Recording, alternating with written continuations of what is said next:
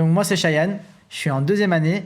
Et pour moi, l'ostéopathie en 3 mots, c'est soin, bienveillance et un peu de la magie. Moi, du coup, je m'appelle Thomas, donc aussi 2e année, même classe, même groupe. Donc l'ostéopathie en 3 mots pour moi, c'est magique, plaisant et compliqué. Le déclic, pourquoi avoir choisi le COP?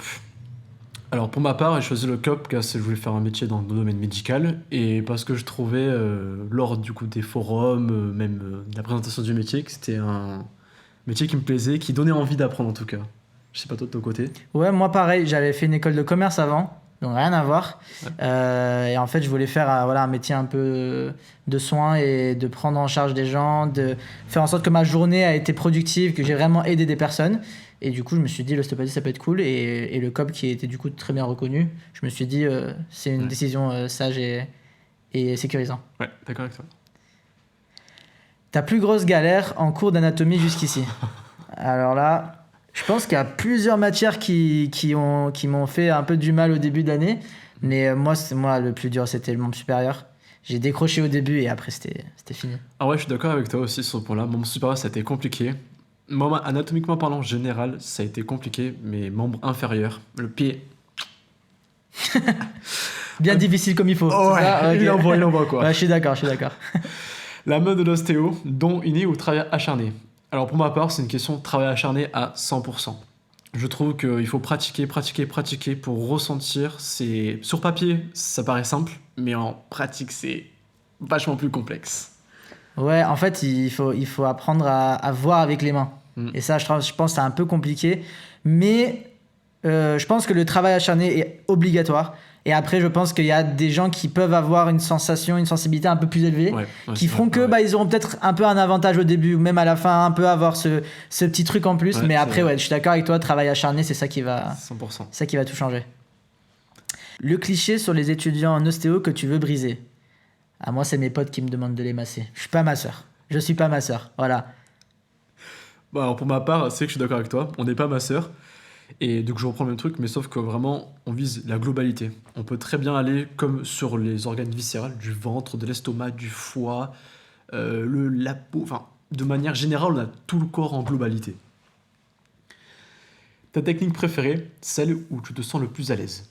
Alors, pour ma part, les dogs en dorsale, c'est pépite, c'est quelque chose qu'on veut faire tous les jours en fait. À la maison, sur les parents, sur les amis, tiens, t'as 2 minutes, pas comme ça, on veut tout le temps faire ça, genre. Oui, c'est vrai. En plus, là, on en fait beaucoup. Et c'est un peu plaisant parce que ça fait craquer. C'est un peu stylé. Ça a de la gueule et tout. Donc, franchement, c'est plaisant. Et moi aussi, j'avoue que sur les lombaires, c'était très difficile. Et du coup, j'avais un peu d'appréhension. Mais en final, ça passe facilement si on met bien tout en place. Et ouais, comme tu l'as dit, le petit mouvement un peu sympa. Qu'est-ce que ça fait de passer enfin de la théorie à la pratique? Pour ma part, je trouve qu'il y a quand même pas mal de théories en seconde année. On a quand même encore beaucoup à faire.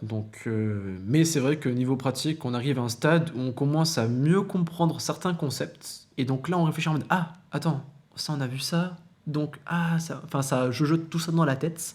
Et vraiment, c'est satisfaisant parce qu'après, on se dit, ah, mais c'était vraiment ça, ça. Une réflexion qui est beaucoup mieux et beaucoup plus âgée en tout cas qu'en première année. Ouais, et en première année, c'était assez frustrant parce qu'il y avait beaucoup de théories, de la patho, de la neurophysio et tout. Donc, c'est vrai que c'était beaucoup de théories, on n'arrivait pas à trop comprendre où on va. Et là, cette année, du coup, avec des cours d'anamnèse, un peu plus de pratique, trouver des liens entre notre connaissance théorique, notre connaissance pratique, c'est vrai que c'est plaisant et ça donne un peu de motivation de se dire, ok, je comprends pourquoi l'année dernière, il fallait apprendre ça. Ou se dire ah j'ai appris ça, bon au final c'est pas nécessaire, je peux le mettre de côté. Mm. Donc oui c'est vrai que ça fait plaisir et ça donne la motivation. Alors, quel est l'os ou le muscle qui te donne encore des cauchemars, toi? Moi c'est le sphénoïde, franchement ce os, fallait retenir déjà la forme qui est vraiment atypique, où sont les grandes ailes, où sont les, franchement les nerfs, les foramen avec les passages, c'était un enfer. Mais du coup, vu que j'en fais encore des cauchemars, bah en fait je me rappelle vraiment bien encore tous les foramen et les passages. Donc ouais, franchement, moi, c'était vraiment ce toss-là. Alors, je suis aussi d'accord avec toi, le sphénoïde, enfin, le crâne, mais moi, c'est cette année, le palatin. J'ai jamais su où est-ce qu'il était exactement. Et anatomiquement parlant, les gars, je saurais même pas vous dire qu'est-ce qu'il a de temps en temps comme petit nerf et tout qui passe. À part quelques-uns, mais c'est vraiment cet os-là qui. Ma foi. Ok, la meilleure ambiance à l'école, c'est où? La meilleure ambiance, alors je vais dire en salle de pratique. À des moments, quand le prof nous explique des techniques, qu'il y a des petits bégouins, des gens qui comprennent pas, et là tout d'un coup, genre, là, tout le monde qui se tape un fou rire, c'est. La pratique, c'est franchement un cours où on peut facilement à la fois s'amuser, comprendre et être sérieux. Donc je trouve ça, la salle de pratique, c'est. Ouais, moi franchement, j'ai pu faire les deux campus, j'ai pu faire et Aix et Marseille. Et les deux, quand il fait beau, la terrasse ou le petit jardin au milieu à Marseille ou la terrasse à Aix, franchement, c'est plaisant à se poser, parler avec les amis. Si tu devrais expliquer ton futur métier à ta grand-mère en une phrase, tu En dirais une phrase. Je pense que je dirais Mamie, viens. Tout ce que t'as mal, j'essaie de te le rééquilibrer. Et si tout va bien, à la fin, tu vas repartir comme si t'étais sur un petit nuage. pas mal, pas mal. J'aurais dû aussi dans ce sens-là, en mode viens, et je te soigne, et je te fais un truc de fou. Comme ça. L'outil indispensable de l'étudiant, à part ses mains. Son cerveau. Son cerveau pour vraiment réfléchir, avoir beaucoup de réflexion, essayer de comprendre. Donc vraiment la réflexion plus, et tout ce qui est aussi un peu, je trouve, ordi, tablette, pour s'aider pour les cours et tout, ça peut être pas mal. Et puis, Moi, première, deuxième année, il te faut un crâne. T'achètes un crâne où tu peux désosser les os pour que tu puisses voir un visuel un peu plus complet de chaque os. Franchement, moi, je l'ai pris et ça m'a beaucoup aidé. Ouais. Ton conseil d'expert pour un futur étudiant qui hésite à s'inscrire. conseil d'expert, si t'aimes soigner, fonce. Si t'aimes le contact social, si t'aimes vraiment pratiquer et ne pas être tout le temps en train d'écrire des trucs et tout, fonce. Vas-y, c'est ouvert.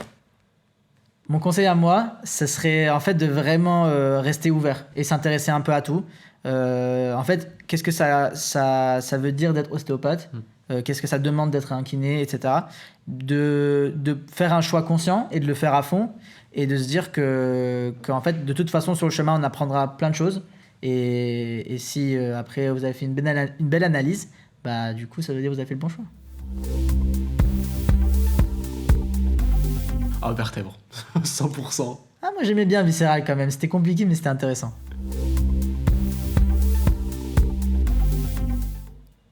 Salle de pratique. Salle de pratique, bibliothèque, salle de pratique. Ah ouais, salle de pratique, 100%. Bibliothèque, on n'y va jamais.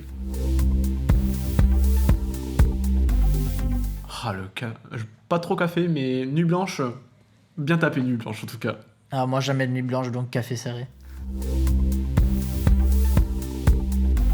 À moi, réviser en groupe, impossible la pratique sinon. J'aime bien les deux. En solo, je peux facilement faire la théorie, mais en pratique, le groupe.